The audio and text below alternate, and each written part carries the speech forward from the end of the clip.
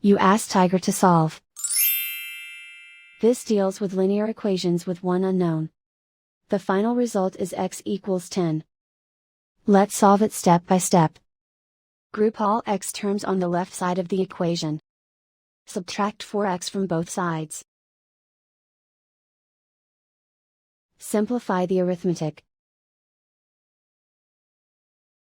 Group like terms. Simplify the arithmetic.